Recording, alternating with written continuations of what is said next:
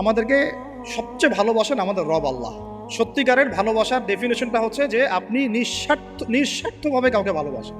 আমাদের আশপাশে যারা আছে, যারা হালাল, ইভেন হালাল, আমার মা, আমার বোন, আমার বাবা, আমার স্ত্রী, আমার ছেলে, আমার মেয়ে, এদেরও যদি কখনো স্বার্থে আঘাত পড়ে, দেখবেন সেও আপনার পাশ থেকে সরে যাচ্ছে। এমন হয়নি কখনো?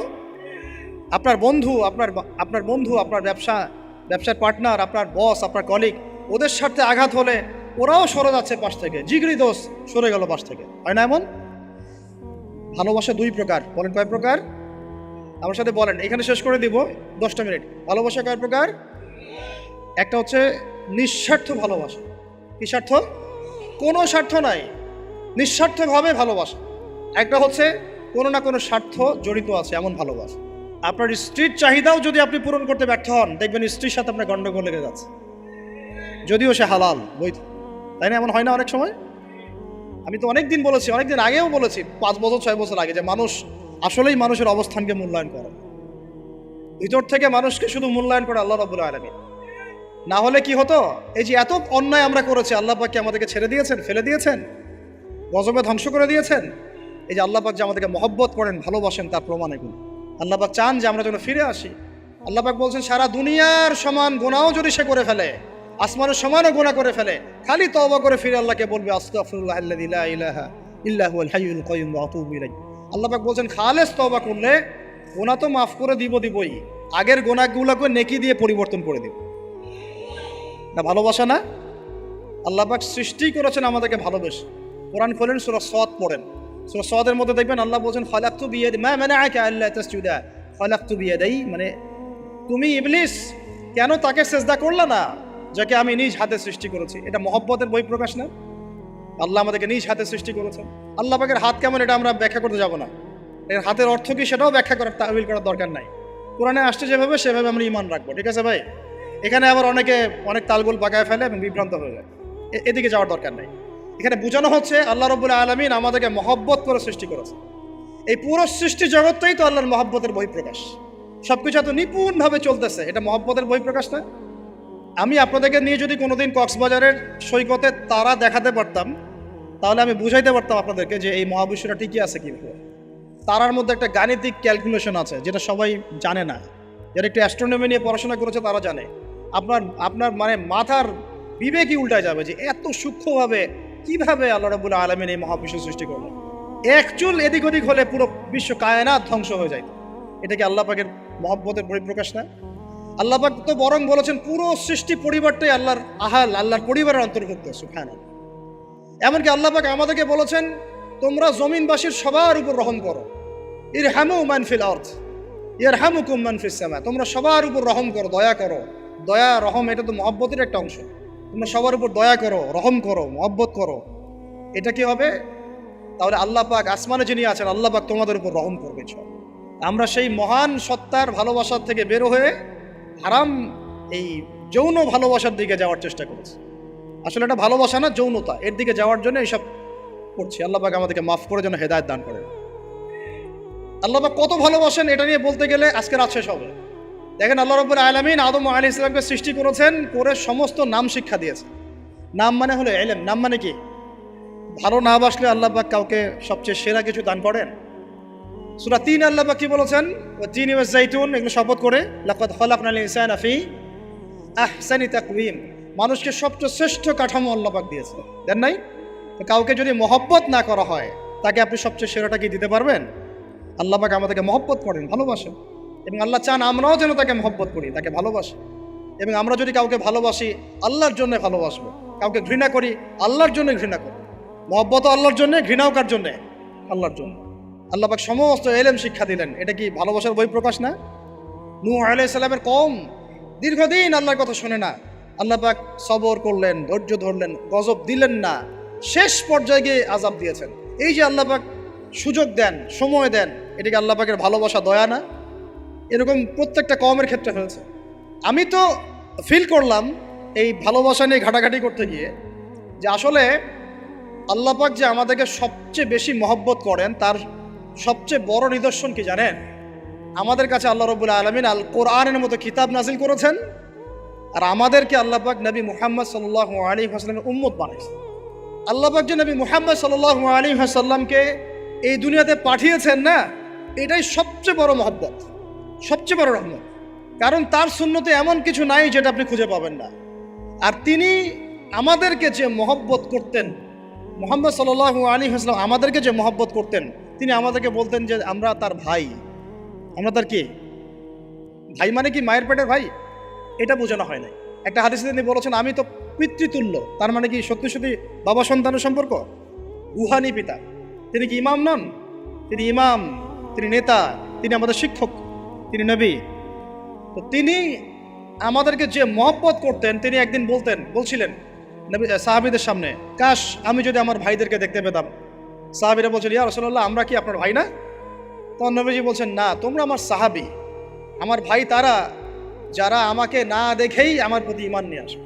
প্রত্যেক নবীকে আল্লাহ পাক একটা দোয়া করার চান্স দিয়েছে। কয়টা ভাই? এমন একটা দোয়া যেটা করলে আল্লাহ পাক কবুল করবেনই করবেন। করলে আল্লাহ পাক কি করবেন? অবশ্যই কবুল করবেন।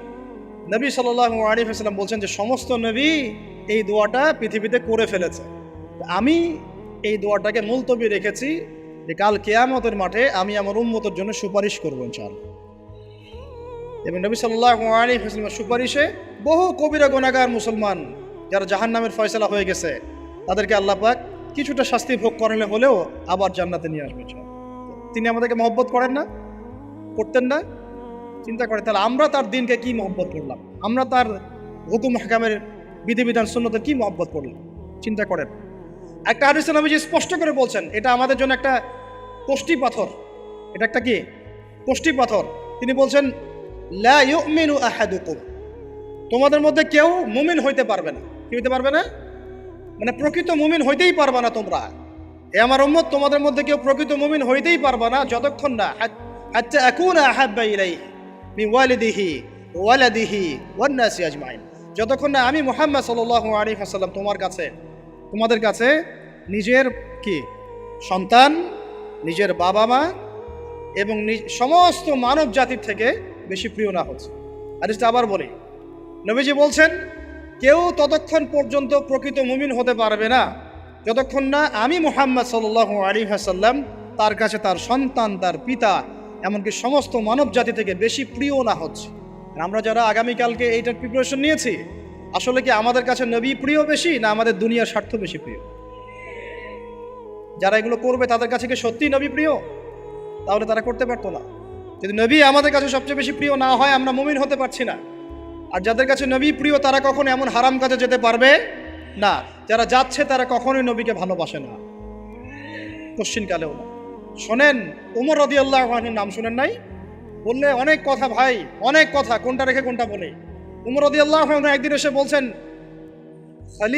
খলিফাতুল মুসলিমিন, মুসলিমদের তিনি খলিফা। জান্নাতের সুসংবাদপ্রাপ্ত 10 জন সাহাবীর একজন। জান্নাতের সার্টিফিকেট পেয়েছেন পৃথিবীতে কয়জন সাহাবী? একটা হাদিসে একসাথে 10 জন। ওই 10 জনের অন্যতম একজন, যিনি এমন শাসন ব্যবস্থা পৃথিবীতে প্রতিষ্ঠা করেছিলেন যার মতো মিসাল এখন পর্যন্ত পৃথিবীতে আর দেখা যায় নাই। একটা হাদিসে আসছে যে রাস্তা দিয়ে ওমর হাঁটে ওই রাস্তা দিয়ে শয়তান হাঁটে না। কি বুঝলেন? শয়তান যদি দেখে ওই যে ওমর, ও আর ওই যাবেন ওই রাস্তার মধ্যে। এই হচ্ছে ওমর ইবনে খাত্তাব।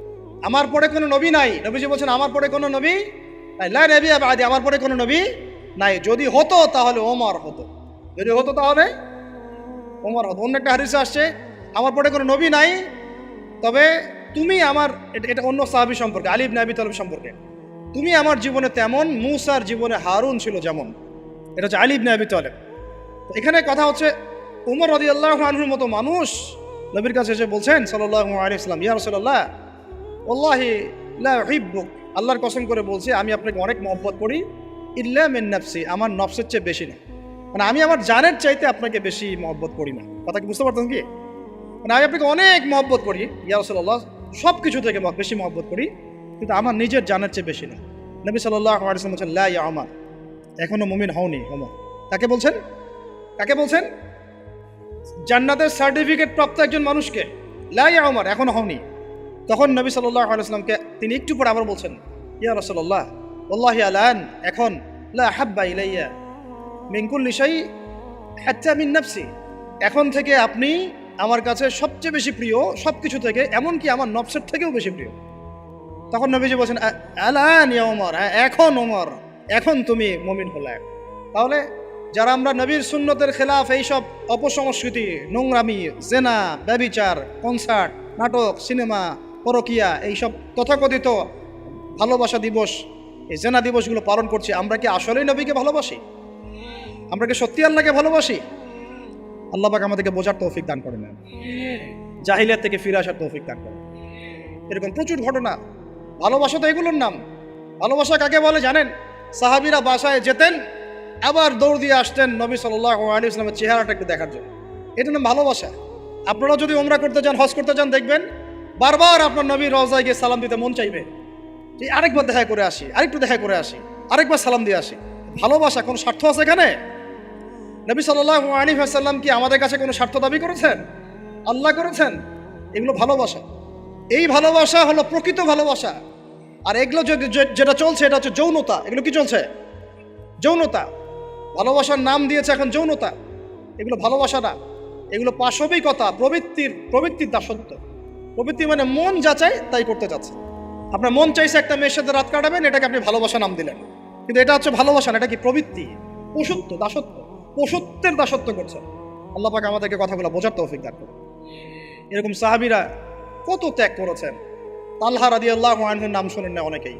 নবী সাল্লাল্লাহু আলাইহি ওয়াসাল্লাম উহুদ যুদ্ধের দিন সংকটময় একটা অবস্থায় ছিলেন। তালহা রাদিয়াল্লাহু আনহু একা নবী সাল্লাল্লাহু আলাইহি ওয়াসাল্লামকে ঢাল হিসেবে পিঠ পেতে দিয়ে আসেন, উনার দিকে কোনো তীর যেন আসতে না পারে। শেষে দেখা গেল তার গায়ের মধ্যে 40 থেকে 50টা তরোয়ারের আঘাত আছে, তীরের খোঁচা আছে, বর্ষার খোঁচা আছে।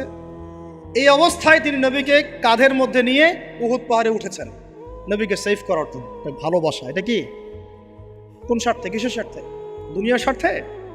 জান্নাতের স্বার্থে। একজন সাহাবী বাড়ি নির্মাণ করেছেন, তো নবী সাল্লাল্লাহু আলাইহি ওয়াসাল্লাম দেখে একটু খালি মানে হয় না, তুমি কে, কার বাড়ি এটা? বললেন আচ্ছা অমুক সাহাবীর বাড়ি। নবীজি একটু ভ্রু কুঞ্চিত করলেন, পছন্দ করলেন, কিছু মুখে বলেন নাই, মুখে কিছু বলেন নাই, খালি একটু অসন্তুষ্ট হয়েছেন, এক্সপ্রেশন দেখতে বোঝা যাচ্ছে। তখন ওই সাহাবীকে জানানো হলো, তোমার বাসার সামন দিয়ে তো আল্লাহর নবী সেদিন হেঁটে গেলেন, তারপরে আমার বাসা দেখে, তোমার বাসা দেখে আল্লাহ নবী সাল্লাল্লাহু আলাইহি ওয়াসাল্লাম একটু অসন্তুষ্টি প্রকাশ করেছিলেন, মুখে কিছু বলেন নাই, এক্সপ্রেশন ছিল একটু অসন্তুষ্টিমূলক। 3 দিনের মধ্যে সেই বাড়ি ভেঙে গুড়িয়ে দিয়েছে। যেই বাসা দেখে আল্লাহ নবী সন্তুষ্ট হন না, আমি বাসা রাখবই না। ভালোবাসা কিসের জন্যে? কার জন্যে? কার স্বার্থে বলেন? আল্লাহর জন্যে, জান্নাতের জন্য, আল্লাহর স্বার্থে, আল্লাহর জন্য। কতগুলো বলে শেষ করবো আপনাদেরকে। সাদ বিন আবি ওয়াক্কাস রাদিয়াল্লাহু আনহু উহুদ যুদ্ধের দিন এইরকম করে তীর নিক্ষেপ করছেন। আল্লাহ নবী বলছেন, ইয়া সাদ, হে সাদ, তীর ছোড়ো, তোমার জন্য আমার পিতামাতা কুরবান হোক। আশপাশে 9 জন ছিল, তার মধ্যে একজন করে শহীদ হতে শেষে 2 জন বেঁচে থাকলো, সাদ বিন আবি ওয়াক্কাস, তালহা বিন উবাইদুল্লাহ রাদিয়াল্লাহু আনহু। এগুলো তারা কেন করেছেন? ভালোবাসার জন্যে। ভালোবাসা এগুলোর নাম। কতগুলো বললে শেষ করবো আপনাদেরকে বলেন। নবী সাল্লাল্লাহু আলাইহি ওয়াসাল্লামের কাছে একজন সাহাবী আসেন ইসলাম কবুল করতে এসে হাতের মধ্যে কিছু বালা, আংটি থাকে না, এগুলো ছিল, এগুলো খুলে ফেলে দিয়েছেন নবী সাল্লাল্লাহু আলাইহি ওয়াসাল্লাম, খুলে ফেলে দিয়েছেন। তো একটা খুব দামি সোনার আংটি ছিল, ফেলে দেওয়ার পরে অনেকে বলছে তুমি তো এখন মুসলিম হয়েছো, ইসলাম কবুল করেছো, তো আচ্ছা ঠিক আছে, ওইটা না হয় নবীজি পড়তে নিষেধ করেছেন, তুমি ওইটা নিয়ে বিক্রি করে দাও, বিক্রি করে না হয় ওই টাকা দিয়ে অন্য কিছু করো। তিনি বলছেন কখনো না, আমার হাত থেকে আল্লাহ নবী খুলে একটা জিনিস ফেলে দিয়েছেন, আমি সেটা আবার নিতে যাবো? কিসের জন্য এগুলা? এটা ভালোবাসা, মুহাব্বত। আল্লাহ পাক এটাই কোরআনে বলছেন, কুল, আপনি হে নবী আপনি বলে দিন, ইন কুনতুম তুহিব্বুন আল্লাহ, তোমরা যদি আল্লাহকে মহব্বত করেই থাকো, আল্লাহকে সত্যিকার অর্থে ভালোবেসেই থাকো, ভালোবাসার দাবি করেই থাকো, ফাত্তাবিউনি, তাহলে নবীর আনুগত্য করো, ইউহিব্বুকুমুল্লাহ, তখন আল্লাহ তোমাদেরকে ভালোবাসবে, ওয়া ইয়াগফির লাকুম যুনুবাকুম, তোমাদের সব গুনাহ আল্লাহ মাফ করে দিবেন, আল্লাহু গফুরুর রহিম। এই হলো ভালোবাসা। ভালোবাসা মানে কি? ভালোবাসা মানে হচ্ছে আস-সামউ ওয়াত তাআ, আমি নবী এবং আল্লাহ এবং তার রাসূলের কথা শুনবো এবং আনুগত্য করব, শুনবো, এবং এর নাম ভালোবাসা। শুনবো, আনুগত্য করবো, তাহলে আমরা কি শুনবো, কি আনুগত্য করবো?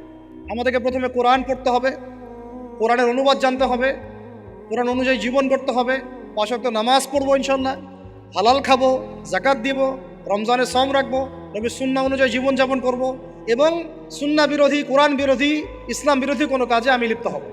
এই তো ভালোবাসা। এই ভালোবাসা যদি বহিঃপ্রকাশ ঘটাতে আমরা ব্যর্থ হই, নিজেও ধ্বংস হব, পরিবারও ধ্বংস হবে, আমাদের পরের প্রজন্ম ধ্বংস হবে, সমাজও ধ্বংস হয়ে যাবে।